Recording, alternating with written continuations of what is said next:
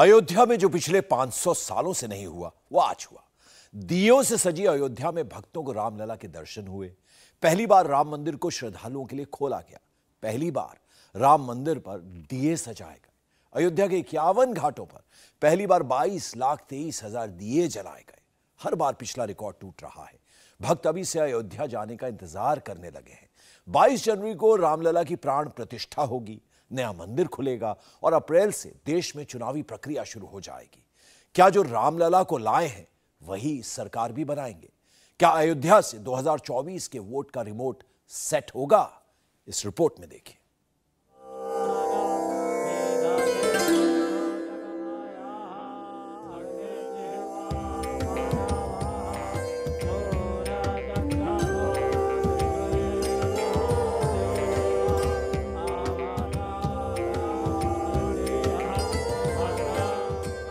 Hindu vote का केंद्र बिंदु है अयोध्या। अयोध्या में जब लाखों दिए जल रहे हैं तो मोदी विरोधियों के दिल जल रहे हैं, क्योंकि अयोध्या में सिर्फ दिए ही नहीं जल रहे हैं। 2024 का लोकसभा चुनाव तय हो रहा है। अयोध्या सच चुका है।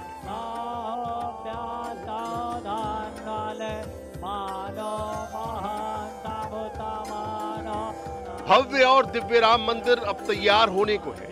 22 जनवरी को अयोध्या में भगवान राम की प्राण प्रतिष्ठा होगी और 2024 में राम के नाम पर राज्य सत्ता स्थापित होगी। लेकिन ये होगा कैसे? 2024 जीतने का राम मंदिर फॉर्मूला क्या होगा, आपको समझाते हैं। यूपी में 18 करोड़ हिंदू हैं और ये लोकसभा की 67 सीटों पर हार और जीत तय करते हैं। अयोध्या में भव्य राम मंदिर बनने से हिंदू वोटर्स पोलराइज होंगे। हिंदुत्व के एजेंडे के सामने दूसरे मुद्दे पीछे छूट जाएंगे। कि भगवान जब आपको सबसे प्रिय मानते हैं तो जब भगवान आ रहे हो तो जैसे दीपावली का कार्यक्रम अयोध्या वासियों ने पूरी दुनिया के सामने दीपोत्सव के रूप में प्रस्तुत कर दिया है, ऐसे ही भगवान राम के 22 जनवरी के अपने मंदिर में विराजमान करने के लिए जब प्रधानमंत्री जी आएंगे तो अयोध्या वासियों को स्वागत की तैयारी, उसी प्रकार की तैयारी के लिए अपने आप को तैयार रखना होगा। आप सब तैयार हैं? सभी लोग तैयार हैं? जय जय सीताराम। सभी लोग तैयार हैं? 2024 लोकसभा चुनाव के लिए अयोध्या बीजेपी की प्रयोगशाला है। अयोध्या से ही पूर्वांचल, अवध, बुंदेलखंड और पश्चिम यूपी की लोकसभा सीटें तय होंगी। पूर्वांचल में लोकसभा की 29 सीटें हैं। 2019 के चुनाव में बीजेपी ने 20 और अपना दल ने 2 सीटें हासिल की थी। खुद हिंदुत्व के पोस्टर बॉय योगी आदित्यनाथ गोरखपुर से आते हैं।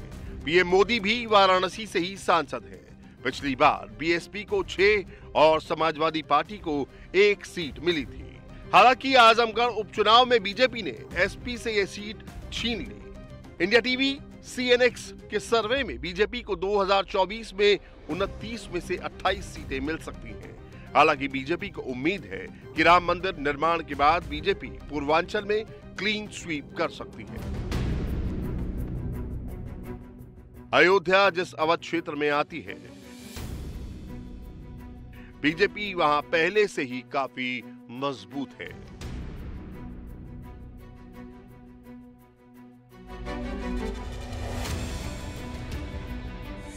अवध रीजन की 14 सीटों में से बीजेपी के पास 12 सीटें हैं।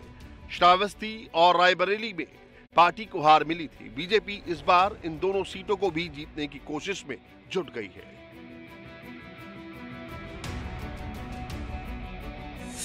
पश्चिम यूपी की बात करें तो बीजेपी को 2019 में 27 में से 19 सीटें मिली थी। मुस्लिम बहुल सीटों पर पार्टी को हार का सामना करना पड़ा था। राम मंदिर निर्माण के बाद हिंदू वोटों के एकजुट होने से बीजेपी हारी हुई 8 सीटों पर जीतना चाहती है। 2019 में बीजेपी ने बुंदेलखंड में क्लीन स्वीप किया था। अयोध्या फैक्टर की वजह से पार्टी को उम्मीद है कि 2024 में भी पार्टी यहां की सभी सीटों पर जीत हासिल करेगी। दरअसल बीजेपी हिंदुत्व के सहारे वोटरों को जोड़ना चाहती है, तो विपक्ष जातियों के सहारे चुनाव जीतने का प्लान बना रहा है। बीजेपी को जातियों का बंटवारा उसे बिल्कुल सूट नहीं करता है। बीजेपी के पास विपक्ष की इस रणनीति की सिर्फ एक काट है, वो है राम मंदिर। सांस्कृतिक राष्ट्रवाद और भगवान राम के सहारे उसे यूपी में वो सफलता मिल सकती है जो अभी तक उसे हासिल नहीं हुई है। गरीबों के लिए जो योजनाएं बनी, हर घर में शौचालय बन गया, हर गरीब के लिए आवास की व्यवस्था हो गई, हर गरीब को विद्युत की कनेक्शन मिल गए, हर गरीब के घर में स्वस्थ ईंधन के लिए उज्ज्वला योजना के कनेक्शन मिल गए, हर गरीब के स्वास्थ्य के लिए आयुष्मान भारत की 5 लाख रुपए की स्वास्थ्य बीमा का कवर मिल रहा है।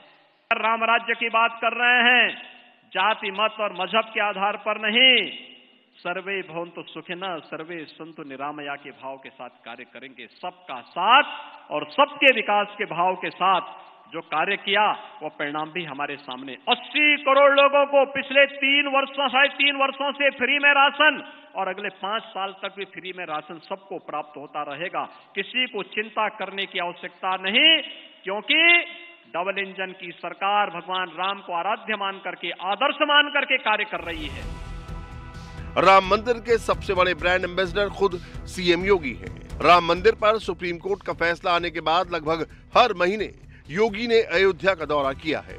अयोध्या की जो तस्वीर बदली उसमें योगी का सबसे बड़ा योगदान है। 500 वर्षों के इंतजार को दूर करते हुए अयोध्या में प्रभु राम के राम जन्मभूमि पर भव्य मंदिर के कार्यक्रम को भी हम सब अपनी आंखों से बनते हुए देख रहे हैं और जनवरी माह के इंतजार में सभी संत, सभी भक्त, सभी श्रद्धालुजन उस इंतजार के लिए अपने आप को तैयार किए हुए हैं। इस दौरान हमने नई अयोध्या को बनते हुए भी देखा है।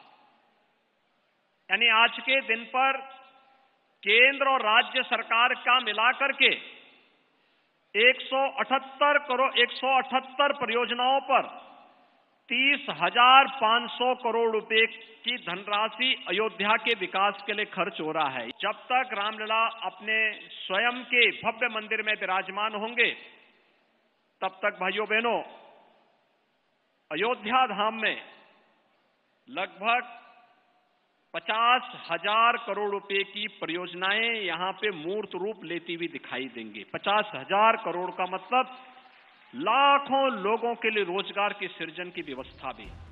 2019 लोकसभा चुनाव में सर्जिकल स्ट्राइक सबसे बड़ा मुद्दा था, तो 2024 में बीजेपी राम मंदिर को आगे कर चुनाव लड़ने की तैयारी में है। सत्य सनातन धर्म की, सत्य सनातन हिंदू धर्म की, भारत माता की। पहले कल्याण सिंह और अब योगी आदित्यनाथ बीजेपी के हिंदुत्व के पोस्टर बॉय हैं। राम मंदिर आंदोलन ने बीजेपी को संजीवनी दी थी, जिसके दम पर 1984 में 2 सीटें जीतने वाली पार्टी 1991 के चुनाव में 120 सीटों तक पहुंच गई। 2024 के लोकसभा चुनाव में बीजेपी राम मंदिर पर बड़ा नैरेटिव बनाएगी। साथ में हिंदू नवजागरण और विकास भी उसके एजेंडे पर सबसे ऊपर होगा। और राम मंदिर का मुद्दा ऐसा है कि विपक्ष के लिए इसे काउंटर करना आसान नहीं होगा। 5 राज्यों के विधानसभा चुनाव के प्रचार में भी ये दिखा, जहां कांग्रेस भी राम मंदिर का श्रेय लेती दिखी। अवधपुरी सम प्रिय नहीं सोऊ, यह प्रसंग जानहि को। यानी अयोध्या से अधिक प्रिय मेरे लिए और कोई नहीं। यह प्रसंग हर कोई नहीं जानता है। और भाइयों बहनों, अयोध्या को भगवान राम के ही अनुसार उनकी प्रिय नगरी के रूप में प्रस्तुत करने का दायित्व तो डबल इंजन की सरकार पूरी प्रतिबद्धता के साथ निर्वहन करने के लिए तैयार है। और पिछले 9.5 वर्ष से प्रधानमंत्री मोदी जी के नेतृत्व में पूरे देश में और उत्तर प्रदेश में पिछले 6-6.5 वर्ष से जिन कार्यक्रमों को हम लोगों ने यहां पर प्रभावी ढंग से लागू करने का कार्य किया है, वे सब भी आपके पास हैं। अब आपको समझाते हैं कि कैसे राम मंदिर ने बीजेपी की सियासत को आसमान तक पहुंचा दिया है। 1984 में बीजेपी को अपने पहले चुनाव में सिर्फ 2 सीटें मिली। तब तक बीजेपी के घोषणा पत्र में राम मंदिर का जिक्र नहीं था।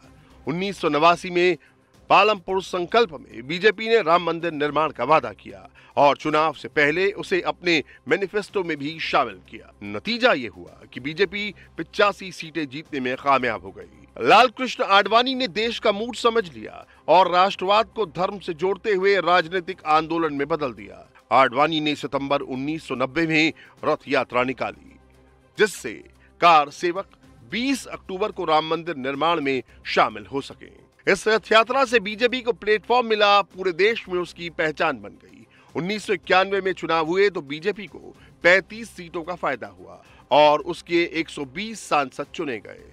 इसी साल यूपी में भी बीजेपी सत्ता में आई और कल्याण सिंह मुख्यमंत्री बने। लेकिन 6 दिसंबर 1992 में बाबरी ढांचा तोड़े जाने के बाद कल्याण सिंह की सरकार को बर्खास्त कर दिया गया।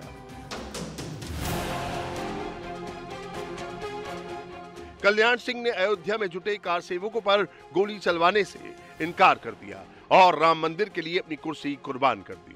उस समय कल्याण सिंह ने कहा था कि बाबरी का विध्वंस भगवान की मर्जी थी, मुझे इसका कोई मलाल नहीं है, कोई दुख नहीं है, कोई पछतावा नहीं है। ये सरकार राम मंदिर के नाम पर बनी थी और उसका मकसद पूरा हुआ।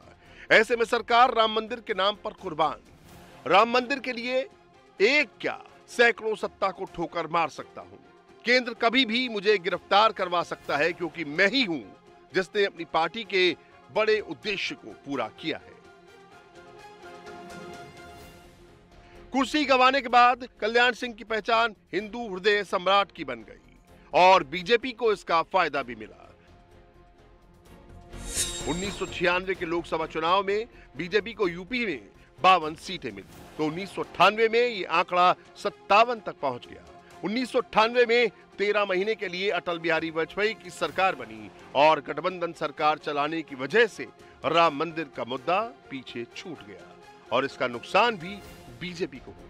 1998 में 57 सीटें जीतने वाली बीजेपी 1999 में 29 सीटों पर सिमट गई। 2004 और 2009 में पार्टी को 10-10 सीटें मिली।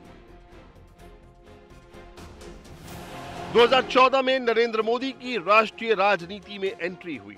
उनके साथ साथ ही हिंदुत्व का एजेंडा एक बार फिर टॉप पर पहुंच गया। 2014 में बीजेपी को पहली बार पूर्ण बहुमत हासिल हुआ और यूपी में पार्टी ने अकेले 71 और उसकी सहयोगी अपना दल ने 2 सीटें जीत ली। वहीं 2019 के लोकसभा चुनाव में बीजेपी को 62 जबकि अपना दल को 2 सीटें मिली। अकेले बीजेपी ने ही 49.98% वोट हासिल किए तो अपना दल को 1.21% वोट मिले। इसके अलावा बीजेपी ने रामपुर और आजमगढ़ में हुए उपचुनाव में भी जीत हासिल की। यानी राम मंदिर जब भी सियासी एजेंडे पर ऊपर आया है उसका सीधा फायदा बीजेपी को मिला है। 2024 में एक बार फिर बीजेपी की सियासी पिच अयोध्या से तैयार हो रही है। यही वजह है कि पार्टी को लगने लगा है कि यूपी की 80 में से 80 सीटें जीतने का प्लान हकीकत में बदल सकता है।